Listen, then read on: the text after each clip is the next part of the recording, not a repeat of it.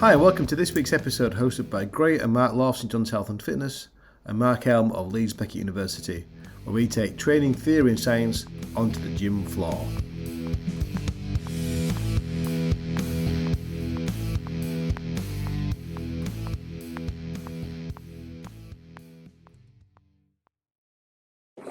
Hey up everybody, welcome back to the Yorkshire Fitness Podcast. This is now episode 29. Really quickly, we are going to talk about motivation today. A few things have kind of brought us onto this subject. Few things that have happened recently, I suppose, in the gym over the last couple of weeks, 2 or 3 weeks since the summer holidays happened. So that's where we're going to cover.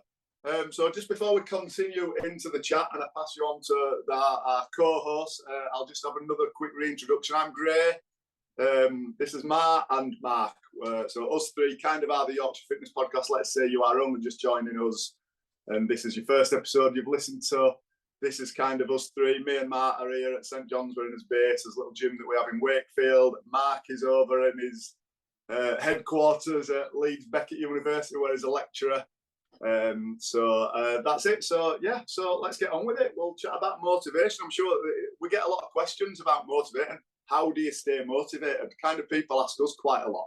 How do you guys stay so motivated to train every day? And it's like, well, you just go through ups and downs. You have to change things up. You've got to try and stay interested. There's no answer, is there really? Let's be kind of honest. So, but there's lots of different theories, lots of different ways that you can try and help yourself. So I'm going to pass you over to Mark initially because he's got some good little ideas about this and some good experiences to chat about.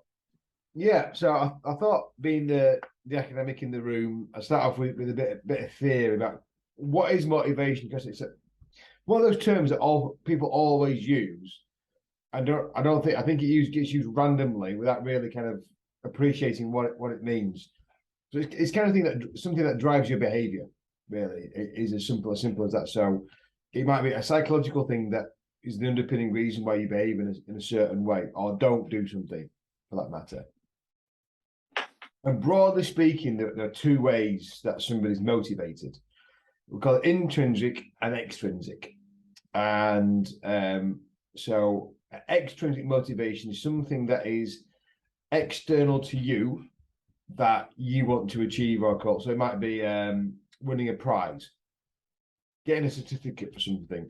You're getting a reward from somewhere else or somebody else, and doing so motivates you.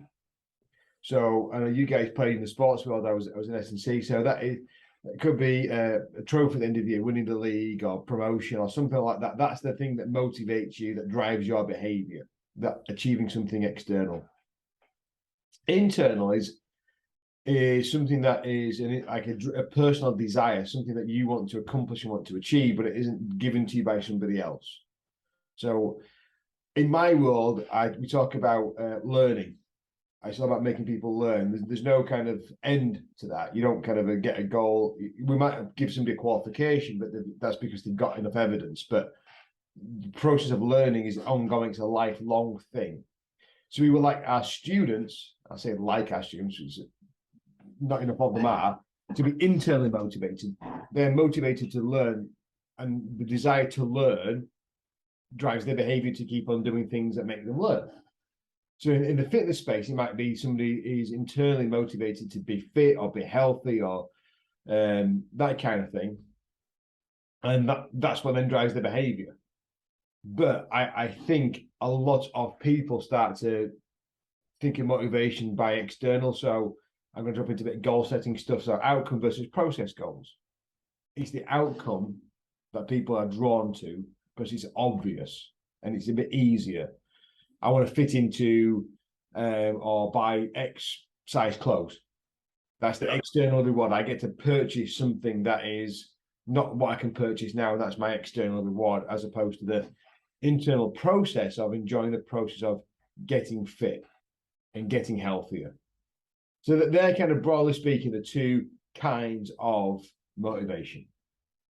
I think. Go on. Sorry, mate. Sorry. Yeah, I think that initially the external one, the one that you're talking about, like the getting into the clothes, like it's generally the external motivation that brings people to our gym to start with. Like you said, getting into losing some weight, it's that outside motivation. losing some weight before the holidays, whether it's the Christmas parties they want to look in shape for to get in the Christmas dress, or things like that. But then you do find it can switch, and people do then enjoy the actual exercise, like you just nailed it there, the process of it, and they love that it's the internal drive then, because they feel so much better after they've done it. That's kind of kicks them on then a little bit, doesn't it? Yeah, the process again stronger and fit. Yeah, definitely. But I would definitely say the external thing is what brings people here, or the gyms. Yeah, and you don't have to be one or the other. It's not like if you are one, you're not the other. It is possible to be both externally and internally motivated to get something. So you might want to lose weight so you feel better. But let's be honest, who doesn't want somebody else to say, you've lost weight, you look good? Like, you don't have to pick, or you're not a type of person that has one or the other. But you might be a situation where only one applies to you for a particular thing. And like you say, in the fitness space, I think a lot of people do start with that external goal in mind. And that's not wrong. But what we tend to find is that's quite temporary and comes and goes. But something which is a bit more internal and process orientated is a bit more stable and sustained. And I use the example a lot. I'm going to come out of the fitness and training world into my job as a teacher. And the amount of time students say, "Oh, I've not done this particular task or this bit of assignment because I wasn't motivated." Like, yeah, no shit, Sherlock. Like, sitting down to write 2,500 words is not particularly awe-inspiring, but it's the process of learning that should be. But like, you think I'm really motivated to sit down and mark it? Like, it's like, still do it. But we're going to get into that kind of process of extrinsic motivation. I can't say that somebody can wake up extremely motivated for something. Like, I want to go run a race and get a particular time and get that certificate that says I've completed the race and run the time, and I'm really motivated. I've got in my mind's eye that I'm going to go and do this run this morning. You open the curtains and it's pissing down, coming down sideways, and it's freezing cold. And in a heartbeat, your motivation's gone. Yeah. And I think that's more likely to happen if it's externally focused. But if it's internally focused, it's the process type stuff. You're motivated by just the sense of being healthier and doing more and going through the process of getting healthier. You're more likely to be sustaining that level of motivation if it's something which is entirely external. I think if it's external and all, sometimes it can feel too far in front, can't it? So it's that same thing again, isn't it? Like if somebody says, for example, I need to lose 2 stone, or I want to lose 2 stone by whenever. That can seem like a million miles away from somebody, can't they? But if they concentrate on the processes of what they're doing, they'll get there, won't they? But if all you're focused on is that outcome at end, that, the outcome based of it, the very end goal, that 1 pound that you've lost that week doesn't really seem that big a deal, does it? You still feel a million miles away. But if in that week you fit in 3 training sessions and you've ate really well, then that's part of the process, isn't it? And and you should be happy. You should celebrate that. Is that the right word? I don't know. It's an achievement. It's an achievement. You've achieved something just by getting them training sessions in, and being part of the process. And if you start to enjoy that part of the process, then outcome looks after itself, doesn't it? It's that kind of thing. And I think that's where. Like you said, that's why it's more long term, isn't it? Because if all you focus, if it's always got to be chasing that goal that's further away, you never really get there, do you? But if you focus on enjoying each part of it, what you're doing or learning, because it's a learning curve, isn't it, for a lot of people? It's a learning curve. The learning new habit. We go back to habits, don't we? A part of that process is learning new habits and enjoying that. Like taking some credit for the. You've taught you've built in a new habit. That's 1 week gone, or that's 2 weeks and 3 weeks. So, it's funny that a lot of stuff we talk about goes back to the habits. But habits is massive, isn't it? Do you know what I loved it? There was somebody the other day. I can't remember who it was that I was listening to. I was listening to somebody, and they said, give me 2 books that you would recommend to anybody doing it. And one of them was I can't remember what one of them was, but one of them were Atomic Habits, and it just says out of all the books to read, Atomic Habits, you go back to time and time again because that's where. Yeah, it's funny you mentioned, because I was going to bring up a point there. There's a section in Atomic Habits that talks about goals and achieving goals, and you're dead right. Some people's goals are so far away it becomes actually demotivating. But not everybody does that. Some people do achieve those goals. Is that but what then? What happens then?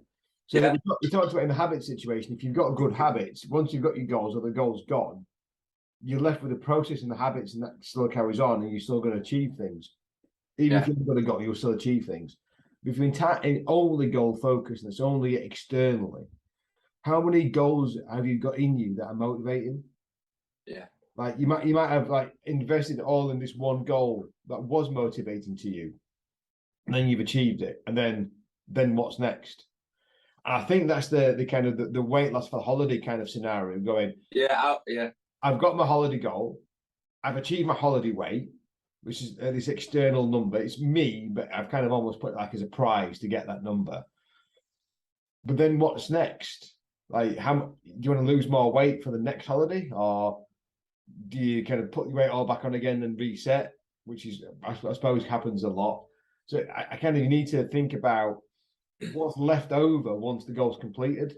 And if it's more internally motivated, if you enjoy the process of being healthy and being fitter, you don't need a goal as much because you're happy carrying on. So that's where the kind of debate versus internal versus external, and there's no good or bad, right or wrong, but we kind of try to encourage more internal motivation because of the sustainability, and it's kind of it's less impacted by minute kind of crap that happens every day. Whereas if you set yourself a goal to run a certain time by a certain date, or squat a certain amount of weight by a certain date, and you don't get it, like, it can have a massive negative effect. Yeah, that's externally. Well, and also like who's holding you accountable to that? If it's just you go, well, it's only me that cares, and I don't do it, sod it. And that's because it's not part of something I enjoy. So that kind of fits me into the next little bit of theory, which I think people will find helpful, because it's all good and well telling people that we think internal motivation is something that they should try to work towards, but then, well, but great. That doesn't really help me in any way. It just tells me that I'm not doing something that I should be doing. And I don't get the pronunciation of this right, I'm sure, but there's a theory called by a pair called Becky and Ryan called self-determination theory, which is linked to internal motivation, intrinsic motivation. And to say you can increase or decrease that by three things: autonomy, relatedness, and competence. So that means competence is the easy bit to say, if I'm good at it or not. Nobody likes doing things they're bad at. I am sure you've got loads of clients you need to do this form of training, and you go, I don't want to do that. Why? I said, I'm not very good at it. Yeah, that's right. Yeah, we do. We hear that a lot. They'd rather do the things that they're good at. Yeah. So they're motivated to keep on doing things they're going to get good at because that feeds into their motivation. I'm good at something, therefore I want to keep on doing that thing. I'm less motivated to do things that I'm bad at because that's not particularly helpful for my ego, my self-esteem, all those things. But that brings me to the next part, the relatedness. If they have something that they care deeply about. So I start to think about, if someone wants to lose weight, start to kind of peel that kind of onion a little bit. Go, why? Why? Going back to Simon Sinek, start with why. What is it about losing weight that's so important to you? Why is losing 2 stone the thing that's important to you? And generally speaking, I think most people start by, I want to look better in my clothes, wear the size jeans. But actually, when you start to strip that down, there might be something else about how I feel about myself and self-esteem and self-worth. And I want to look in the mirror and feel pride and those kind of things. If you can relate that way of exercising or that way of eating to that feeling that, like, if I do this, that relates to what I want to achieve, now I'm more motivated to it. Doing it because me, Gray, and Matt say do it is not motivating. It has to relate to something that I want, I care and value. And the third thing is autonomy, and I never get the set. Self-control. Have I got control over what I'm doing? How much free choice have I got in what I do, when I do it, how I do it? So if it's somebody like me from an S&C point of view, like it's very hard to give athletes choice about how they do their training, because we've got all sorts of things that mean that they get told what to do. But in the personal training space, everybody's got free rein, free control. So in theory, they should be highly internally motivated because they've got complete control, but they probably lack a little bit of knowledge about how to make the right choices. But they probably avoid choosing the things that are difficult because of the competency piece. So you got to kind of think, if I was working with somebody else, going, right, I need them to think about doing this thing because I think this is going to be something that's going to be really helpful to them. And if they're not motivated to do it, it can be picked down to one or a combination of those three things. Do they have any kind of free will and free choice about how and when they do it, what that looks like?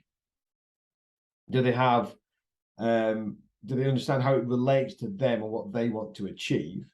And then finally, are they competent at it? So we talked to many weeks ago, many months ago, about kind of female strength training. And there's lots of issues around why historically women didn't want to do strength training or weight training, or however you want to call it, because probably didn't relate to what they thought their goals were. They probably didn't have a lot of control about what it went into it. A male PT would tell them what exercise to do, when to do it, how to do it. And they probably felt they had very little competence in doing it because that was a way of training that wasn't for them. So why would somebody, a lady coming into them for the very first time, be motivated to do strength training if we think about it in those three ways? Yeah, you're right. Yeah, that takes away motivation, doesn't it? Yeah, right. Of course not motivated to do that, because there's no reason for them to feel that they're internally motivated to do that. Then the next bit about the external motivation, because we've got bits we can think about there as well, is there's generally kind of two types within that. And we call it task and ego orientation. Some people are very highly motivated by task. I want to be the best person I can be. And that kind of fits into this internal motivation. So I like, here's the task to do. It could be doing a squat, bench press, pull up, you name it, whatever task you give them. It's about me being the best version of myself. I don't really care what anybody else does. Some people are very ego driven. And again, I don't say that in a negative way. I don't think they're poor people because they're all about their ego. It's like, if 5 people doing this, I want to be the best. I want to do the most weight or do the most reps or with the best technique or whatever measure there is there. So they're more likely to be externally motivated because that's how they're going to judge themselves. That's what motivates them. Where other people are more processed. Like, can I do this task well? So it's kind of fitting in, understanding a person's motivation. So that's a bit for the PT, but about the client as well. If they're more self-aware, like, am I not choosing to do that method by using one of those 3 things? Graham might say, when I do some strength training, because it's going to really help me lose weight, stay lean, hit the things that I think are important to me, but I don't want to do it. So if I'm a client and I'm listening to this going, why am I making that decision? What is not motivating me to do the things that somebody, I respect them, I trust them, I'm still not motivated to do the thing they want me to do. So why is that? Is it a competency thing? Is it a autonomy thing? Going, I want more control. If I had some control of what they give me to do, I feel a bit more motivated by that. That might not work for some people because they don't know enough about the particular way of training to go, I feel like I can control what I want to do. I need you to tell me what to do because I have no knowledge about it. And that's fair. But it could well be more likely, I just don't feel confident in doing them. Yeah. And that's when they go to you guys. I like to do that. I think you're right. I just don't know how to do it, and I don't want to do it because I don't want to fail. And you go, that's no problem because we've got all these different things we can do, and we can make it as simple as possible. So when you've got the client and the PT who can have that conversation, I think that's when motivation can really accelerate and become a lot more stable and a lot higher. But I'm not sure enough PTs and enough clients really understand those pieces of information to be able to have those conversations. And I don't know if that's you've got experiences.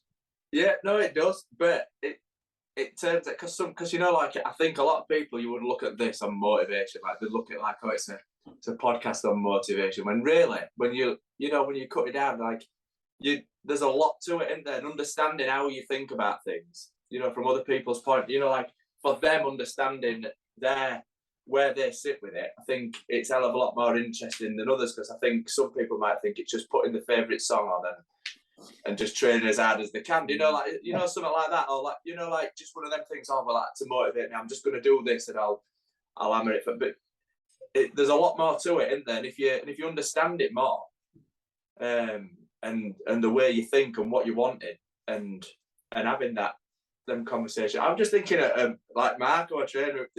We've been doing the order that we've been doing this program at minute, and some exercises go, do this at the beginning. He goes, I'm just ruined. He goes, it just proper. He goes, I'm dreading this session minute. I says, right, so we've got two choices in here now. We either change that, we either change the exercise completely. Do you know what I mean? If that's how you feel about it, or what if we switched it and tried it at end of session instead? Try that exercise at end of session. And we were like, yeah, let's try that. Let's see how that works. Do you know what I mean? So like you've just, so that's the same, because he was dreading that. It doesn't stop coming. So to be fair to him, he goes, I dread this session. Don't dread it that much. No, he goes, I dread this session. He was like, it just kills me straight away. So mentally, it's beaten in it before he comes in. So having that conversation straight away, you switch it, and hopefully he comes in on Friday when he comes to do that session, and we've switched it round. He starts, he's more motivated to get going and see how that goes. If that still don't work, then listen, let's change exercise. There's always a variation in there, but that's an interesting one just from that. Just having that. That's just from this week. Just on that story, that kind of springs to mind. There's a few things you mentioned there, and there's a few words that get bandied around in and around motivation that are similar but aren't the same. The first one is inspiration. I'm inspired, and I think that's a very fleeting moment. And if you act at the moment, you really. So if you see something that's really inspirational, you might see. Classic is we watch the Olympics or World Championships or the World Cup or something. We see somebody do something which is inspirational to us. Yeah. Go. I want to act. I'm inspired to act now, but that passes quickly. Yeah. So you will see your motivation isn't driving your behavior. You got some temporary inspiration, and then at the other end of this scale, something it's called commitment. I'm committed to something, so that would explain to me why that Mark would keep on coming, even though he despises and dreads this particular session. He's committed to something, and again, I think that commitment is. Yes. More kind of deep rooted and foundational than motivation, because motivation will fly up and down. It will. Yeah. It's influenced by all sorts of different things. And Mark, your motivation can change like that in a day, can't it? Well, I give an example. Like you wake up at 6:30 in the morning. Yeah, 6:30 in the morning. You don't feel like training at all. By 8 o'clock, you could really do. You could be really up for it and think, I could just train now. By 10 o'clock again. You're not feeling it again, are you? So like you say, if you're just relying on being motivated for when your time to come to train is, then you're probably never going to train, are you? Because for that to align with time that you're going to train, it's few and far between. You like you say, there's got to be a reason why you're still going out, hasn't there? That commitment to, I'm here. It's I'm going to do it anyhow. So absolutely. So let's go back to those kind of inspirational moments that we see, and we see the thing on TV or. The inspirational quotes don't do anything for me. I think like people get banded around and they're great, but I don't think they really do. They don't change people's behavior. Like they're nice to look at. I think, oh yeah, that's really interesting, but I don't act. I don't see someone on Instagram with this quote on and go, oh yeah, that's really interesting. I'm fascinated by that, but I don't go and do. I don't immediately go out and do a 5K run. I don't get this thing. No, I do. I know what you mean. No, totally. Yeah, you read it and you go, yeah, that's a good quote. Yeah. And it sees your pictures going, well, that goes on the bank of good quotes, and you put them up around places. We stand at college all the time and going, I put these pictures up on the college all the time, and these kids are still apathetic and still don't handle work and still don't interested in sport. So it's clearly not affecting people's behaviour, but they're interested. I mean, I like them, to me. It's nice to be surrounded by them, but I really don't think they're making a big impact. But we see these inspirational moments. But what changes behavior is not that moment, is when we start to kind of learn more about the person. What's the story behind the thing that happened there? So you start to get, if you see that inspiration thing, you might learn about the person who made the act that did it, and you go, do I relate to that person's journey? Do I relate to that person's story? So you might have a lot of people who've been through childbirth and they now get back into training, and they see somebody who, I don't know, Shannon Fraser-Price, like sprinting like sub 11 seconds repeatedly, who's got 2 kids, going, I know I'm not her, but I can relate to the fact that she's got 2 kids and she's got the same challenges as me, and she can do it, and I can relate to that, and I find that relatedness, going back to that internal motivation, like trifactor. If I can relate to that story, and therefore that story is motivational to me, I just need to find the thing that I am competent enough at and have enough control over. When I find those 2 bits, then I'm going to be really motivated to do some training. And that's where you guys come in as the PTs who do. What's your kind of library like? We can go, right, what tools have we got that kind of relate to your goals that you're competent at, and we can give you some control over. If I can fit that jigsaw puzzle around you, we can find a solution that's going to be highly motivating to you.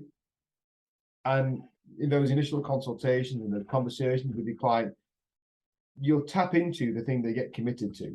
And the motivation's taken out of the picture altogether, because they're now committed to something as opposed to motivations driving behavior. Yeah, I think that's definitely something we try to do anyway, especially when somebody's starting out. We're trying to kind of dig a little bit deeper, like you said earlier.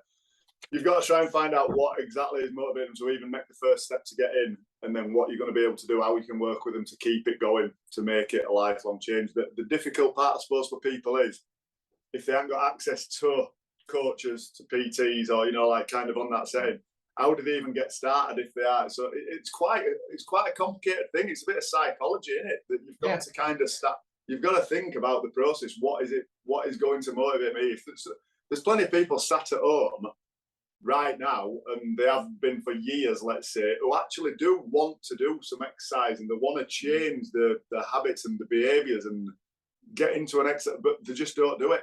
And it's like, how do you actually, what is stopping it? It's a bit of a barrier, isn't it? And how do you get over that? I mean, I'm sure you've heard this statement is, I'm not fit enough to go to the gym.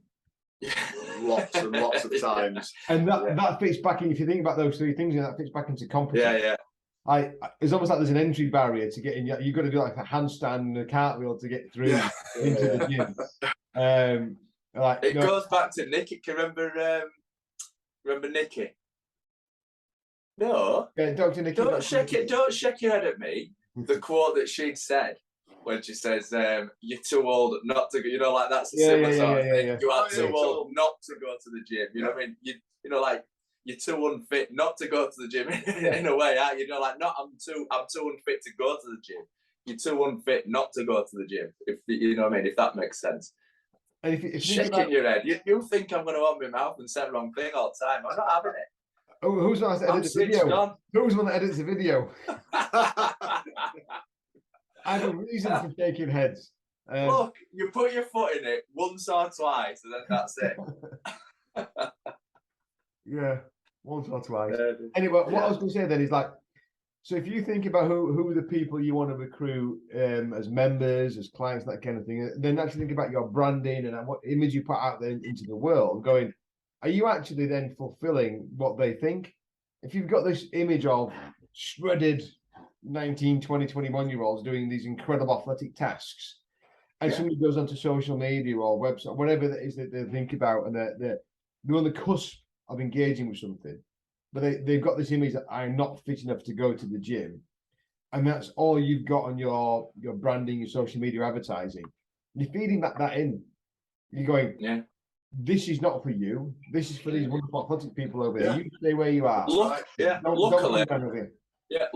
that in us, is it? So I mean, I even go back to your as first ever bit, and it was the best version of you, wasn't it? The best version of you. You know, like we've never been, you know what we're like anyhow. Do you know what I mean? Anybody who follows us on any of our things, we are genuinely not like that. So, you're right. Yeah. Well, but I can see a lot of PTs who basically film themselves training, and the males mainly topless. Yeah, shirts off. Shirts off. Look like that. Yeah, if somebody who wants to engage with you as a client, like going, if they don't feel competent going to the gym, and that's a barrier for them to get to motivate themselves to come to see you, you're not helping yourself here, and you're definitely not helping them. So it's like, how do you encourage somebody in the first place to have enough motivation to go and find you? And like, so you guys do a really good job of that, and actually go about being authentic and actually making sure that what the message you put out there relates to who you are and how you work, and that's definitely true. But now we kind of unpick what motivation is. Hopefully, if you listen to this and you're somebody that thinks you want to go to the gym, I want to exercise, it's possible. It's finding the right thing for you at the right time and the right people to support that process. And if you know a bit about motivation, how that works, you can have the right conversations. Yeah, cool. I think that pretty much covers it. I think we've got to wrap it up about there anyway, aren't we? We've got a good half an hour. So if you have listened to that, I think probably you may have opened a can of worms up there, Elm. I think with how much theory of the things that you've put in place there, but it's a good eye opener for people. If you are not motivated, if you think you are not motivated enough to go, you've got to kind of figure out what it is, haven't you? What is your outcome? Where is your end goal? And how do you kind of put your little things in place to go? Like you said, think about the habits. Listen to us habit episode. If this is one that you listen to and you haven't listened to us habit one, go back and listen to us habit one, and it kind of they make sense. They jot together a little bit, don't they? Yeah. They all do, I think. Yeah, when you think, they do all follow a. I think we can have a Yorkshire Fitness Podcast drinking game. They have to do a shot every time they say the word habits. Yeah, but we're not right good at drinking, mate. We won't even. If we were trying, we're not going to do that. Listeners, no, I'm going to say, right, all right, we won't last an episode, would we? Right, okay. Awesome. All right, thanks for listening, everybody. Yeah. Thank you for listening to today's episode. If you liked the episode, we'd like you to share with us that on YouTube, Instagram and Twitter. You can listen again on Spotify and Apple Podcasts. Please leave us a rating and a review, and any comments would be more than appreciated. And hopefully you'll tune back next time for our next episode. The Yorkshire Fitness Podcast.